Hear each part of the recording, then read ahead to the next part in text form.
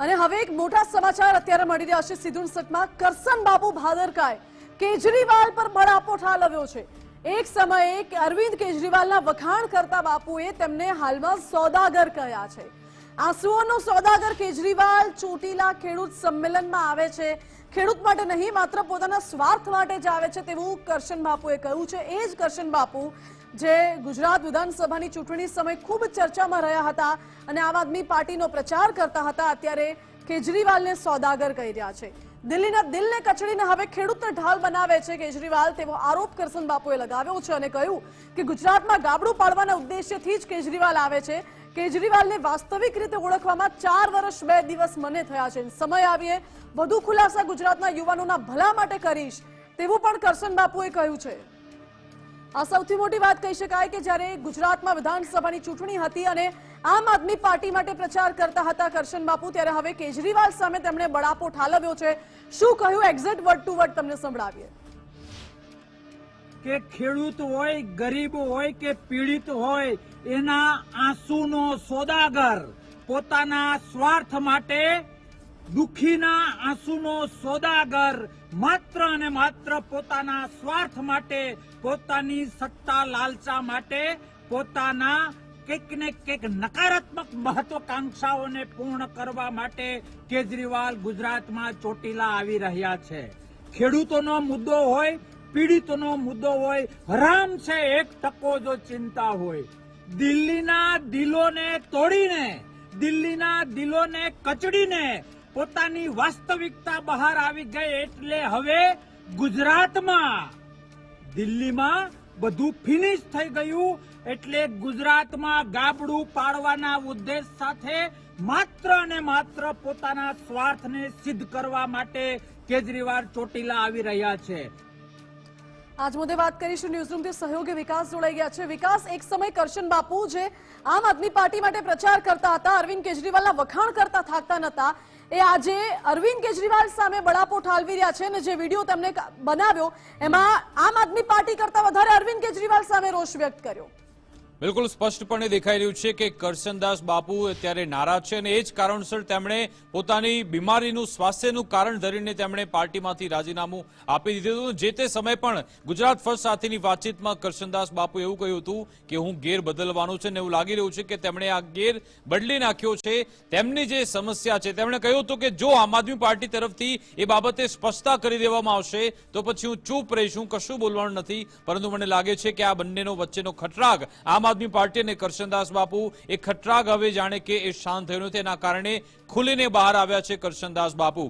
7 સપ્ટેમ્બરે અરવિંદ કેજરીવાલ ગુજરાત આવી રહ્યા છે। ચોટીલામાં જે ખેડૂતો માટે એક મોટું સંમેલન યોજાનાર છે, એ પહેલા એમના જ પક્ષમાં રહેલા કરશનદાસ બાપુ આ રીતે કેજરીવાલને જ્યારે એમના પર જાણે કે ધુલાઈ કરી રહ્યા છે શાબ્દિક રીતે, એનો મતલબ એમ છે કે કરશનદાસ બાપુ એ હવે સંપૂર્ણ રીતે હવે એક બાદ એક મોટા ખુલાસા કરે તો નવાય નહીં। કરશનદાસ બાપુએ કહ્યું હતું કે મારી જોડે ઘણી બધી એવી વાતો છે, ઘણા બધા રાજ હું ધરવીને બેઠો છું, એ હું અત્યારે ચૂપ રહીશ, જ્યાં સુધી એક લક્ષ્મણ રેખા પાર નહીં થાય ત્યાં સુધી કશું બોલવાનું નથી। મને એમ લાગી રહ્યું છે કે હવે આ લક્ષ્મણ રેખા પાર થઈ ચૂકી છે, એટલા માટે જ કરશનદાસ બાપુ હવે સીધું અરવિંદ કેજરીવાલનું નામ લઈને પ્રહાર કરી રહ્યા છે।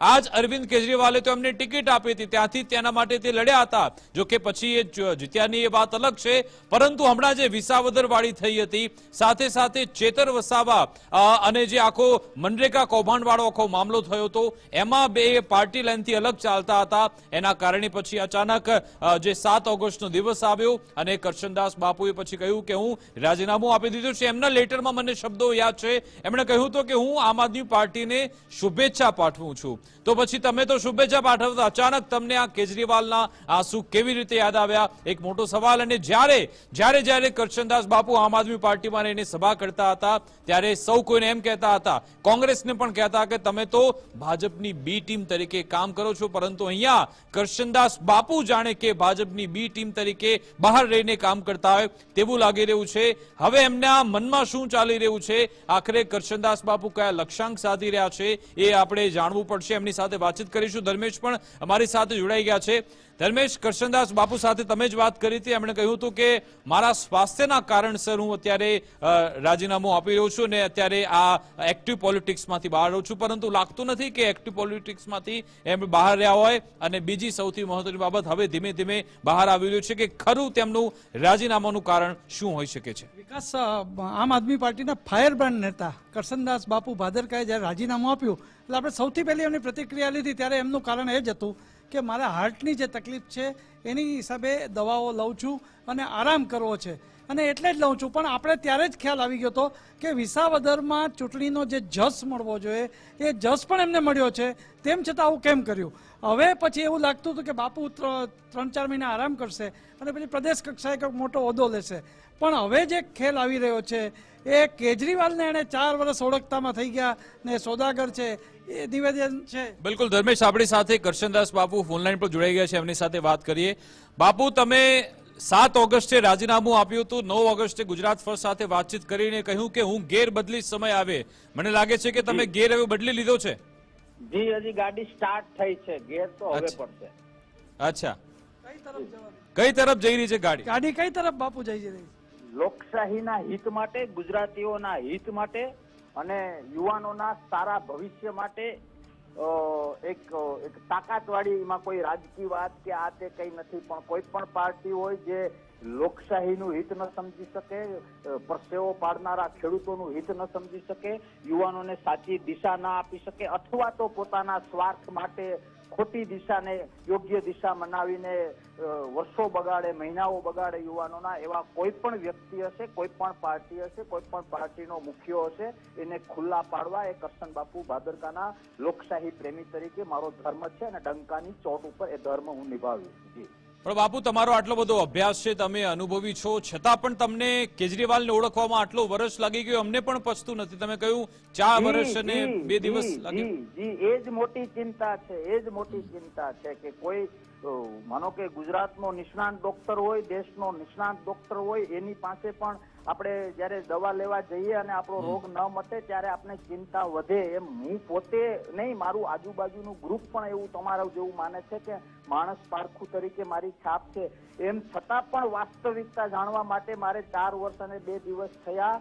તો ક્યાંક ને ક્યાંક જે થનગનાટ કરતો ગુજરાતનો યુવાન છે એ ગેરમાર્ગે ન દોરાય અને જે વાસ્તવ કલર છે એ કલરથી જ ગુજરાતનો યુવાન એની આંખથી એ જોવે. અને આ લોકો જેમ પેલો જાદુગર વાસ્તવિકતા કઈ ના હોય પણ લોકોની તાલીઓ પાડવા માટે જે જાદુગર હાથની કળાથી ખેલ કરે, એમ ક્યાંક ને ક્યાંક પોતાના સ્વાર્થને સિદ્ધ કરવા માટે મોટા મોટા ભવિષ્યની મોટી મોટી લાલચો આપે. એટલે કરશનદાસજી, આ 4 વર્ષ અને 2 દિવસ ક્યારે પૂરા? હમણાં આ 7 ઓગસ્ટે પૂરા થયા કે હમણાં પૂરા થઈ ગયા? આ 4 વર્ષ અને 2 દિવસ તમને ખબર પડી ગઈ કે કેજરીવાલ ખેડૂતોના નામે ખેડૂતોના આંસુના સોદા કરે છે?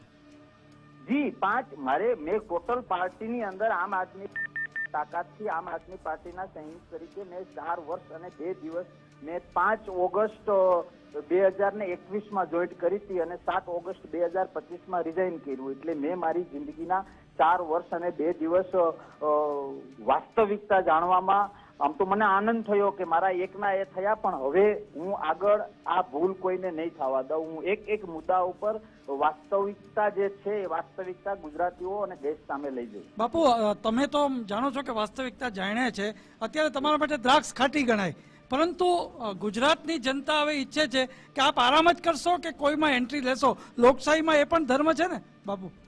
જી, આજ સુધી હું એ જવાબ જે તે સમયે પણ તમને આપ્યો હતો અને આજે પણ આપું છું કે આજની તારીખ સુધીમાં એ બાબતે મેં કશું જ વિચાર્યું નથી. એ પણ સત્ય છે કે કાલની કોઈને ખબર નથી, પણ આજ સુધી મેં કશું જ વિચાર્યું નથી. પણ આજની તારીખે અપ ટુ ડેટ કેજરીવાલ હોય કે કોઈ પણ પાર્ટીનો માણસ ગુજરાતી અને દેશના યુવાનોની, ખેડૂતોની આંખમાં ધૂળ નાખવાનો પ્રયત્ન કરશે તો હું ઢાલ બનીને આડો આવીશ. લોકોને એક વખત જણાવીશ કે આગળ કોબરા છે, ન કરડે, એનું ધ્યાન રાખજો. પછી તો લોકોએ નક્કી કરવાનું છે. પણ બાપુ, તમે તો આખા બોલા નેતા છો ને, તમારી ટેગલાઈન છે સીધી બાત નો બકવાસ. તો તમે સીધી વાત કરી દો કે તમને કઈ રીતે ખબર પડી કે કેજરીવાલ ખેડૂતોના આંસુઓના સોદા કરે છે? એ તો જણાવો અમને. મેઇન વસ્તુ સાવ સીધું ને સાદું ઉદાહરણ દઉં કે તમને તાવ આવે છે અને હું તમને કહું કે મટી જશે મટી જશે મટી જશે, હું ના તમને કોઈ મેડિસિન સજેસ્ટ કરું, ના કોઈ દવાખાનું સજેસ્ટ કરું, ના વાસ્તવલક્ષી રીતે તમારું માથું મટાડવાનો પ્રયત્ન કરું. એ રીતે માનો કે ખેડૂતની પીડા હોય એને માથાનો દુખાવો સમજો, ગરીબોની પીડા હોય એને માથાનો દુખાવો સમજો. ખાલી હો હા અમે તમારા આ છીએ, અમે તમારા આ છીએ, તો દવા તો એમની પાસે છે નહીં, આઉટપુટ તો કઈ છે નહીં. મેં મારા આજના વિડીયોમાં પણ કહ્યું છે કે આ પોતાના ચહેરાને ચમકાવવા માટે, વાહવાહી માટે આ બધું આવી રહ્યા છે. મેં એ પણ કહ્યું છે કે 6 મહિના, 2 મહિના, 1 મહિનો કે 15 દિવસમાં માંડવીના દોડવા જેટલું કે મકાઈના ડોડા જેટલું પણ ખેડૂતનું હિત આમાં ક્યાંય છે નહીં. ખાલી પોતાનો ચહેરો ઠીક છે મીડિયા થ્રુ બાપુ, તમે ફોન લાઈન પર જોડાઈ રહેજો. બાપુ ફોન લાઈન પર જોડાઈ રહેજો, ફોન કાપતા નહીં. અમારી સાથે આમ આદમી પાર્ટીના પ્રવક્તા કરણજી પણ જોડાઈ રહ્યા છે, એમની સાથે વાત કરીશું. પરંતુ ખેર ફોન કપાઈ ગયો છે. કરશનદાસ બાપુ, મારે જાણવું છે કે તમે આ જે આમ આદમી પાર્ટી છે એને ભાજપની બી ટીમ કહેવામાં આવે છે. હવે તમે કહી શકશો કે બી ટીમ જ છે ભાજપની? સાહેબ, લોકશાહીમાં ABCD એવું કઈ હોતું જ નથી. લોકશાહીમાં વાસ્તવિક પીડા કેટલી છે, તમને કોઈ તકલીફ હોય, મારા ગ્રુપને કે મારા ગુજરાત કે દેશને કોઈ વર્ગને તકલીફ હોય તો હું આંસુ મારી આંખમાં કુદરતી આવે છે એ એક સ્વીકૃત છે. પણ હું સિમ્પથી લેવા માટે, લોકોની વાહવાહી માટે જે નાટક કરું છું ને, એ નાટકને હું નફરત કરું છું ને, એ નાટક મને આ લોકોમાં દેખાણા એટલા માટે. અને એ પણ લાંબા ગાળાની પ્રોસેસ છે. સમય આવે એ પણ હજી મેં એ પણ લખ્યું છે કે ઘણા બધા ખુલાસા બાકી છે. 1-1.5 વર્ષ મેં મહેનત કરી કે ભાઈ આ રીતે ખેડૂતોને, આ રીતે નીડીને કે કોઈ પણ પીડિતને આ રીતે પોતાના સ્વાર્થ માટે એને હૈયાવરા. પણ આમાં બાપુ તમારો પણ ક્યાંક સ્વાર્થ દેખાય છે ને. તમે 7 તારીખે આમ આદમી પાર્ટીને શુભેચ્છા આપો છો કે સારા ભવિષ્ય માટે, અને એક જ મહિનામાં તમને ખબર પડી જાય છે કે ખેડૂતોના નામે સોદા થઈ રહ્યા છે. અને હવે શુભેચ્છા એ તો આપણા સભ્ય સમાજ એમ નહીં, 7 તારીખે સંમેલન છે, 48 કલાક પહેલા તમારો વિડીયો, તો આમાં તમારો પણ ક્યાંક સ્વાર્થ તો દેખાય છે, અથવા તો તમને કંઈક નડ્યું હશે? નહીં, હું તો ઓલરેડી 25-27 દિવસથી પાર્ટીમાંથી રિટાયર થઈ ગયો છું. જગ જાહેર છે, તમે લોકો પણ જાણો છો. પણ જે બાબતને લઈને, જે વસ્તુને લઈને હું બીમાર પડ્યો હોઉં, એ બાબત અને એ વસ્તુ મારું ગુજરાત અને ગુજરાતનો યુવાન દેશ જાણે કે જોજો, છેતરાતા નહીં. મેં મારા જીવનના 4 વર્ષ અને 2 દિવસ બગાડ્યા. તમે બગાડો તો 17 ગણે ગાડીને પછી જે કઈ કરવું હોય એ કરજો. મારો ધર્મ સાહેબ ખાલી એટલો છે કે ચલો સાહેબ, ઠીક છે, સમજી ગયા. કરશનદાસજી, તમે કીધું કે ગાડી હજી સ્ટાર્ટ કરી છે, એટલે 20 ની સ્પીડ છે, 40 છે, અને કેટલી સ્પીડ સુધી લઈ જવાનો છે એ કહી દો. જ્યાં સુધી શરીરમાં જીવ છે ત્યાં સુધી ગુજરાતના, મેં કહ્યું એ પ્રમાણે, દેશના યુવાનોના, ખેડૂતોના હિત માટે જ્યાં જ્યાં મને એવું લાગશે કે આ સ્ટેટમેન્ટ, આ ઇવેન્ટ પોતાના સ્વાર્થ માટે છે, હિત ગુજરાતીઓના કે ખેડૂતોના કે કોઈ પણ વર્ગના હિત કરતા પોતાના સ્વાર્થ માટે છે, એ હું ડંકાની ચોટ ઉપર ઉજાગર કરતો રહીશ. જી બિલકુલ, આભાર અમારી સાથે જોડાવા બદલ, વાતચીત કરવા બદલ. તો હવે આમ આદમી પાર્ટી કે જે એક બાજુ જ્યારે વિસાવદરની જીતથી હરકાતી હતી, પરંતુ એક બાદ એક સભામાં જ્યારે વિરોધ થાય છે. ગઈકાલે પણ ઈશુદાન ગઢવીની સભામાં હોબાળો થયો હતો. અગાઉ ગોપાલ ઇટાલે રાજકોટમાં પહોંચ્યા ત્યારે પણ હોબાળો થયો હતો. મોટા નેતાઓ આમ આદમી પાર્ટી છોડી રહ્યા છે, અને ન માત્ર પાર્ટી છોડી રહ્યા છે, પરંતુ પાર્ટી અંદર કેવી વિચારધારા ચાલે છે તેવો દાવો પણ કરે છે. એટલે કે પ્રજાને કહેવાની વાત અલગ અને ખરા અર્થમાં એમના મનમાં શું ચાલી રહ્યું છે એ ઉજાગર કરવાનો પ્રયત્ન આમ આદમી પાર્ટીના પૂર્વ નેતાઓ તરફથી થઈ રહ્યું છે. એનો મતલબ કે આમાં રાજકીય ગરમાવો હવે આવનારા સમયમાં પણ જોરદાર આવવાનો છે. માનસી, 2 દિવસ બાદ જ્યારે આ સંમેલન મળવા જઈ રહ્યું છે તેને લઈ આ બધી રાજકીય ગતિવિધિ વધી છે. જી વિકાસ, બિલકુલ આભાર આપનો.